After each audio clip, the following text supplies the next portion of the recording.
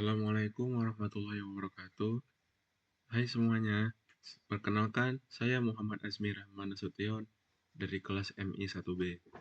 Kali ini saya akan membuat video tentang manajemen file dan cara instalasi aplikasi VirtualBox. Oke, mungkin saya akan mulai dari manajemen file terlebih dahulu. Definisi file itu sendiri adalah unit penyimpanan data yang memiliki nama dan format tertentu. File dapat berisi teks, gambar, video, atau jenis lainnya. Lalu ada struktur file. File dapat memiliki berbagai struktur seperti file teks, ya seperti file teks pada umumnya yang kita jumpai, contohnya file Microsoft Word, Notepad, atau pesan dari WhatsApp juga. Lalu ada file binary. File binary ini nggak bisa langsung dibaca manusia, jadi harus diterjemahkan oleh komputer terlebih dahulu. Contoh file binary adalah foto atau video. Nah, selanjutnya ada file terstruktur, seperti file pada database yang memiliki format tertentu untuk menyimpan data. Lalu selanjutnya ada sistem berkas atau file system. Sistem berkas adalah cara sistem operasi dan untuk menyimpan dan mengatur file di media penyimpanan. Ada beberapa jenis sistem berkas. Yang pertama ada FAT, File Allocation Table, digunakan di sistem operasi Windows dan beberapa perangkat lainnya.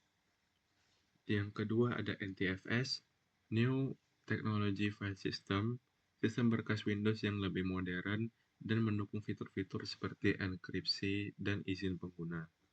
Lalu ada ext3 atau ext4, sistem berkas yang umum digunakan pada sistem operasi Linux. Lanjut, ada operasi file.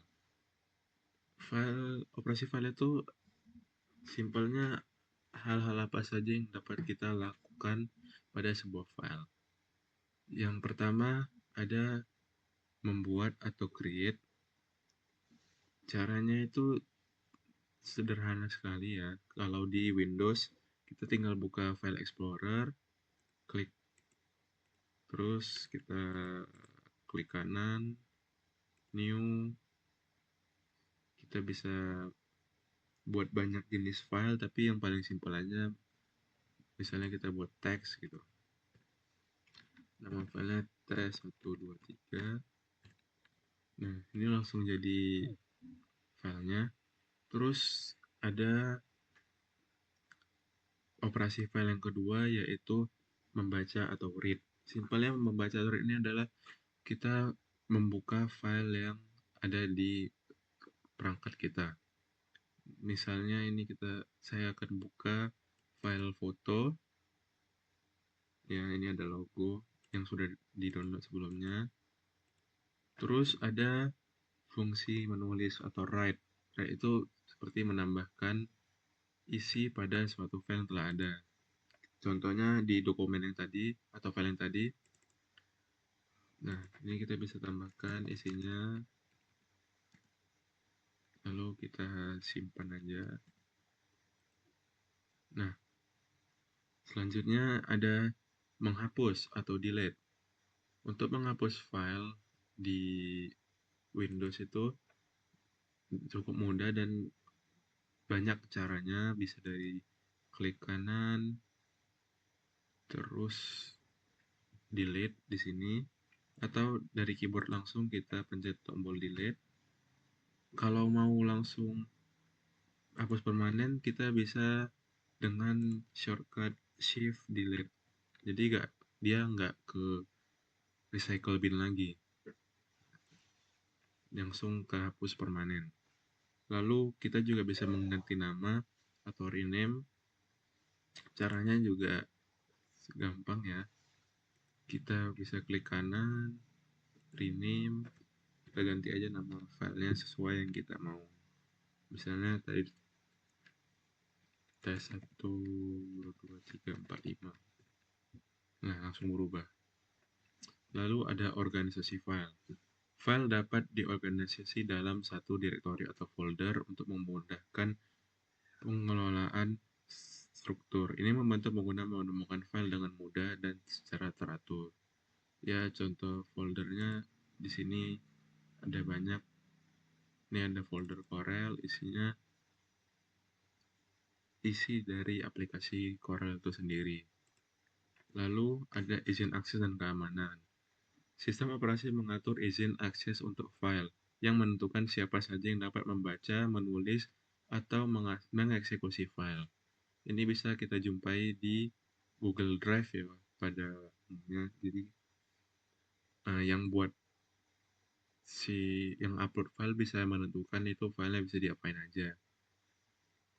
Cuman baca atau bisa dibuka atau diedit.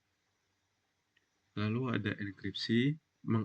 Enkripsi itu metode mengamankan file dengan mengubahnya jadi format yang tidak bisa dibaca tanpa kunci. Jadi filenya itu dikunci sampai kita masukkan password atau kata kunci untuk membuka file tersebut. Lalu ada pemeliharaan file. Pemeliharaan file mencakup tugas-tugas seperti defragmentasi, yaitu mengatur kembali file yang terfragmentasi untuk meningkatkan kinerja. Jadi mungkin menghapus file-file yang sudah tidak digunakan atau file-file yang muncul karena seiring lamanya kita menggunakan perangkat yang kita gunakan. Lalu ada backup, membuat salinan file untuk mencegah kehilangan data. Backup ini caranya banyak ya. Bisa kita backup ke penyimpanan eksternal seperti SSD, micro SD, hard disk, atau kita bisa juga dari cloud upload ke Google Drive gitu. Terus bisa juga dari Windows-nya langsung. Di sini ada namanya restore point. Jadi kalau kita udah bikin restore point ini, kalau suatu saat sistem kita crash atau error, kita bisa load restore point ini untuk mengembalikan komputer kita seperti semula. Lalu ada antarmuka pengguna. Sistem operasi menyediakan antarmuka pengguna untuk memudahkan interaksi file dengan baik melalui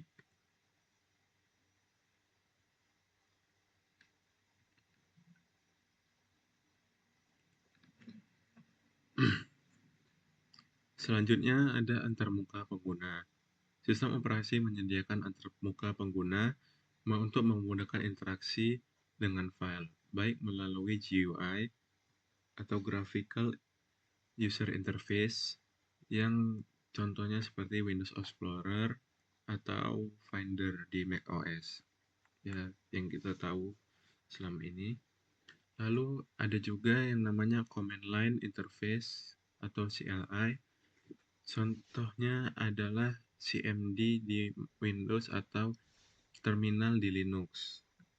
Sini kita coba run CMD-nya. Langsung aja cari di search bar ya. Lalu salah satu komennya ada dir untuk menampilkan direktori apa aja yang ada di komputer kita. Lalu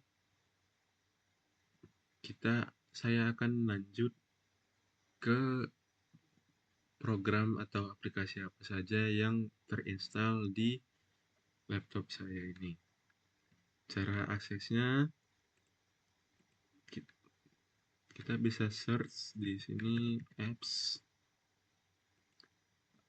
Nah, di komputer saya ada banyak aplikasi, namun belum terlalu banyak karena masih jarang digunakan.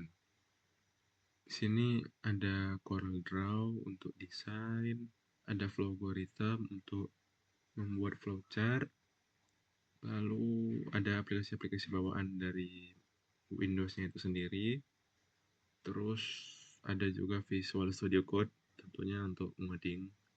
Di sini kita juga bisa menghapus aplikasi yang kita inginkan dengan menekan tombol uninstall. Oke, sekarang Langsung aja masuk ke cara instalasi VirtualBox. Pertama-tama kita perlu membuka website VirtualBox. Kita cari VirtualBox download. Nah, kita buka yang ini, terus langsung aja download. Kita pilih yang Windows ya. Nah, dia bakal mulai download. Tapi karena saya sebelumnya sudah download dari webnya, langsung aja untuk penginstalasi VirtualBox-nya kita langsung aja lihat di folder download. Nanti dia muncul di sini namanya VirtualBox bla bla win. Terus kita double klik aja. Pilih yes. Terus next, di accept. Next aja, ini kalau mau ganti lokasi installnya dari sini ya, change. Terus next. Ya, ini bakal dikasih warning selama instalasi internetnya bakal disconnect. Next aja. Terus ini kalau mau nambahkan shortcut ya, ini nggak perlu. Next, terus kita langsung install aja. Tunggu sampai proses instalasinya selesai. Lalu kita klik finish. Nah, ini kita sudah berhasil install aplikasi VirtualBox-nya. Untuk menggunakannya, kita bisa pilih sistem operasi yang bisa download sendiri dari Windows 7, 8, 10, 11. Kita bisa install ke dalam VirtualBox ini. Mungkin sekian saja video dari saya. Terima kasih sudah menonton dan semoga dapat di